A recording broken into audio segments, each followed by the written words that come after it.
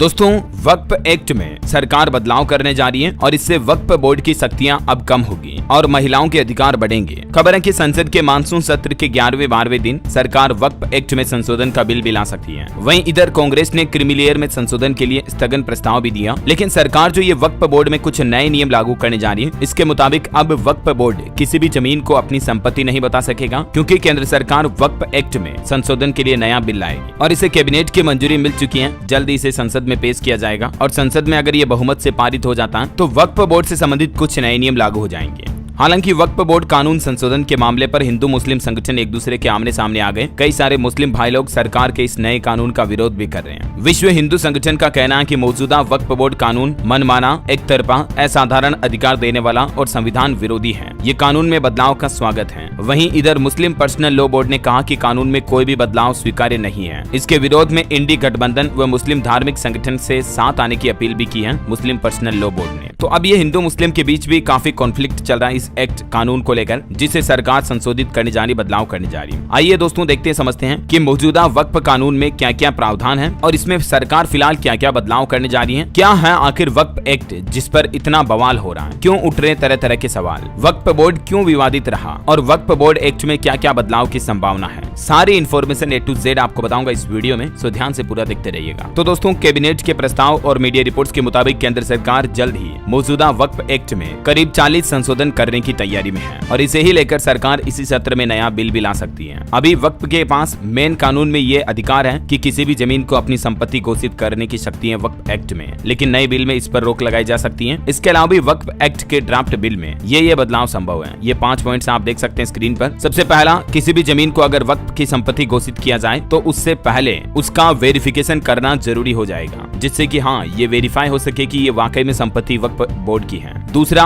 वक्फ board का पुनर्गठन किया जाएगा। इसके बोर्ड की संरचना में बदलाव की भी संभावना है। तीसरा, वक्फ अधिनियम की धारा 9 और धारा 14 में भी बदलाव करके केंद्रीय वक्फ परिषद और राज्य वक्फ बोर्ड की संरचना में भी बदलाव किया जा सकेगा। चौथा, इस बिल में राज्य वक्फ बोर्ड के स्वामित्व वाली विवादित जमीनों का नए सिरे से सत्यापन कराने का भी प्रस्ताव है। मतलब अभी जिन जमीनों को लेकर कंट्रोवर्सी चल रही है, उन जमीनों का भी रीवेरिफिकेशन करवाया जाएगा, है ना। और पांचवा, दुरुपयोग को रोकने के लिए जिला मजिस्ट्रेट को वक्फ संपत्तियों की निगरानी में शामिल किया जा सकता है। ये इस ड्राफ्ट के बिल में 5 प्रमुख अहम बदलाव सरकार कर सकती है। अब देखिए, केंद्र सरकार के इस नई प्लानिंग पर ओवैसी मुस्लिम नेता का कहना है कि भाजपा हमेशा से वक्फ बोर्ड के खिलाफ रही है। वक्फ एक्ट में संशोधन की अटकलों को लेकर असुद्दीन ओवैसी ने भी अब आपत्ति जताई है। तो ये तो मैंने आपको बदलाव बता दिए। अब समझिए कि वक्फ बोर्ड काम कैसे करता है। 4 पॉइंट में समझिए। पहला, जब कोई व्यक्ति अल्लाह या इस्लाम के नाम कोई संपत्ति या पैसा दान देता है तो उसकी देखरेख वक्फ बोर्ड करता है। जैसे हिंदू धर्म में अगर हम किसी भगवान मंदिर के नाम पर संपत्ति दान करते हैं तो उस संपत्ति की देखरेख पर्टिकुलर वो मंदिर प्रशासन करता है ना। जैसे आप राम मंदिर के लिए कोई पैसा दे रहे हो तो राम मंदिर प्रशासन की जिम्मेदारी होती है देखरेख की। लेकिन मुस्लिमों में अल्लाह इस्लाम के नाम पर कोई भी संपत्ति या पैसे का दान होता है तो उसकी देखरेख वक्फ बोर्ड ही करता है। वक्फ बोर्ड इस संपत्ति को शरिया के नियम के मुताबिक इन्वेस्ट करता है ताकि लोगों के भलाई के लिए इस्तेमाल किया जा सके और इन्वेस्टमेंट से मिलने वाले रिटर्न को शिक्षा, स्वास्थ्य, आपदा, गरीब कल्याण जैसे जनहित के कामों में खर्च किया जाता है। अभी हमारे देश में तकरीबन 30 वक्फ बोर्ड हैं। सरकारी आंकड़ों के मुताबिक देश भर में वक्फ की संपत्तियां लगभग 8,70,000 संपत्तियां हैं, जो कि 9,40,000 एकड़ जमीन में फैली हुई है। हाँ, लेकिन अभी वक्फ बोर्ड का जो एक्ट है, कानून है, उसमें एक मुख्य प्रावधान ये है कि किसी भी जमीन को अगर वक्फ बोर्ड ने कह दिया कि ये हमारी संपत्ति है तो वो वक्फ बोर्ड की हो जाती है मौजूदा एक्ट के मुताबिक। तो केंद्र सरकार इसी में बदलाव का प्लान कर रही है, समझ रहे हो। इतिहासकारों के मुताबिक दोस्तों, इतिहास में कई ऐसे केस रहे हैं जब वक्फ एक्ट का वक्फ बोर्ड का गलत इस्तेमाल किया गया। देखिए, 1500 साल पुराने मंदिर समेत पूरे गांव पर ही वक्फ बोर्ड ने दावा कर लिया। वक्फ से जुड़ा तमिलनाडु का ये एक रोचक केस है। तमिलनाडु में वक्फ बोर्ड के एक पूरे गांव पर दावे से किसान और अन्य गांव वाले भी हैरान हैं, क्योंकि ये मामला एक किसान का नहीं बल्कि गांव में रहने वाले सभी लोगों का है। जबकि गांव में 1500 साल एक पुराना हिंदू मंदिर भी था। ये अनूठा मामला है जहां 1400 साल पुराना धार्मिक बोर्ड 1500 साल पुराने मंदिर पर दावा कर रहा है। तो आए दिन कई ऐसे केस आते हैं सोसाइटी में, समाज में, जिनसे ये कंट्रोवर्सी पैदा होती है। यही वजह है कि सरकार वक्फ बोर्ड की जमीनों को अपना अधिकार जमाने से पहले वेरिफिकेशन कराने का प्लान कर रही है, ताकि इस तरह की कंट्रोवर्सी फिर ना हो। क्योंकि दोस्तों, वक्फ बोर्ड पर अक्सर ऐसे आरोप लगते रहते हैं कि वो दूसरों की संपत्ति को मनमाने ढंग से अपना करार देता है। जानकारी के लिए बता दूं, वक्फ बोर्ड को ये शक्ति वक्फ अधिनियम 1995 की धारा 40 में मिली हुई है। इसके अनुसार राज्य वक्फ बोर्ड किसी भी संपत्ति को वक्फ संपत्ति घोषित कर सकती है अगर उसके पास ऐसा मानने की कोई वजह है तो। ऐसे मामलों में बोर्ड उस संपत्ति के तत्कालीन मालिक को एक नोटिस भेजता है और अगर इस पर कोई विवाद पैदा होता है तो बोर्ड की ओर से ही मामले की जांच की जाती है। पहले केवल नोटिस भेजने पर से ही जमीन पर बोर्ड का हक हो जाता था, लेकिन मई 2023 में सुप्रीम कोर्ट ने अपने एक फैसले में कहा कि किसी संपत्ति को वक्फ घोषित करने के लिए केवल अधिसूचना जारी करना ही काफी नहीं है।